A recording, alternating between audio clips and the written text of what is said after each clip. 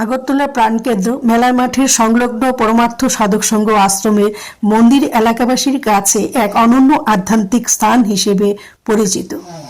এই মন্দিরের 3টি কক্ষে বিশেষত মাঝখানে স্থাপিত আছেন ভোলানাথ, ডান দিকে অন্নপূর্ণা মাতা এবং বাম দিকে রাধাকৃষ্ণ। মন্দিরটির অপূর্ব নকশা ও শান্তিময় পরিবেশ প্রতিদিন অসংখ্য দর্শনার্থীকে আকর্ষণ করে। বর্তমানে মন্দিরের হলঘরের সংস্কার কাজ চলছে। বিশাল আকারে এক্সটেনশন করা হচ্ছে হলঘরটিকে, যা ভবিষ্যতে আরও বড় পরিসরে ধর্মীয় ও সামাজিক কার্যক্রম পরিচালনার জন্য ব্যবহৃত হবে।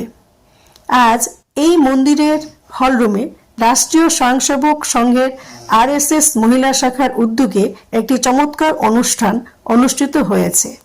মহিলাদের সাংস্কৃতিক এবং সামাজিক কার্যক্রমের মাধ্যমে সমাজের সমৃদ্ধি ও ঐক্যের বার্তা এখানে ছড়িয়ে পড়েছে।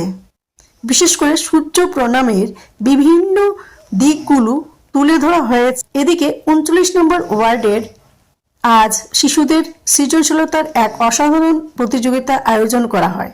রং তুলির ছোঁয়ায় শিশুদের কল্পনার বিস্তৃতি যেন জীবন্ত হয়ে ওঠে। অভিভাবক ও দর্শকদের উপস্থিতি প্রতিযোগিতার পরিবেশকে আরও প্রাণবন্ত করে তোলে।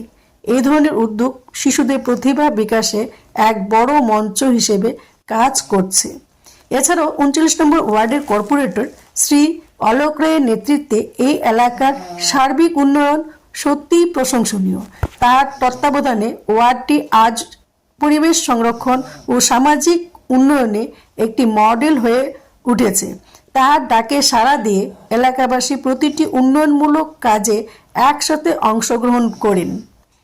অন্যদিকে সংলগ্ন অরুন্ধতিনগর স্কুল প্রাঙ্গণে এলাকার শিশুদের জন্য নিয়মিত ক্রিকেট প্রশিক্ষণ চালু রয়েছে।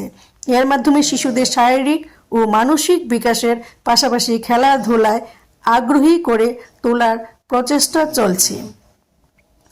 এই সমস্ত উদ্যোগ প্রমাণ করে যে 39 নম্বর ওয়ার্ড একটি সুসংগঠিত, সৃজনশীল এবং উন্নত এলাকার উদাহরণ হয়ে উঠেছে।